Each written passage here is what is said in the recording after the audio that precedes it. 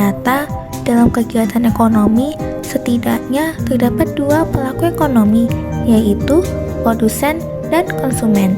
Namun, jika diteliti lebih jauh, sebenarnya pelaku ekonomi bukan hanya produsen dan konsumen saja loh. Terus ada siapa saja sih? Yuk kita bahas. Sebelum dimulai, aku mau perkenalkan diri dulu nih. Perkenalkan, nama saya Alifa dan saya dari kelas 10-2. Kali ini saya akan membahas kegiatan ekonomi bernama Circular Flow Diagram. Apa sih Circular Flow Diagram? Circular Flow Diagram adalah diagram yang menggambarkan interaksi dan arus timbal balik antara pelaku ekonomi seperti rumah tangga produsen, rumah tangga konsumen, pemerintah, dan luar negeri. Diagram ini mengilustrasikan perputaran uang, barang, dan jasa di antara pelaku-pelaku tersebut dalam suatu perekonomian.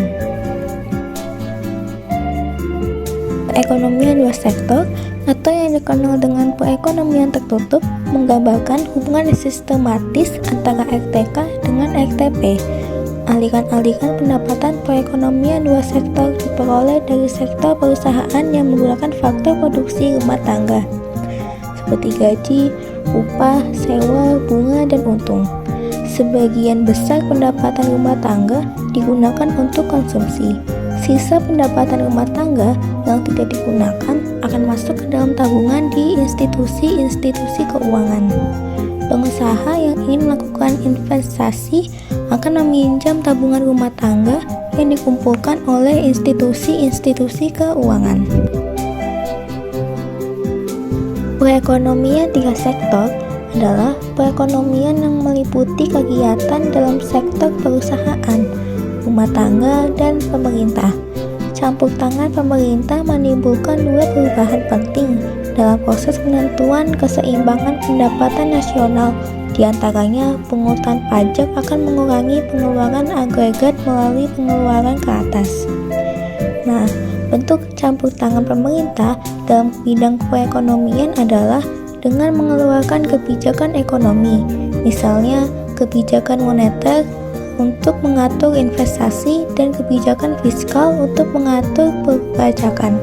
Dengan demikian, dalam perekonomian tiga sektor, pendapatan yang diterima rumah tangga konsumen selain digunakan untuk konsumsi dan tabungan, juga digunakan untuk membayar pajak pada negara.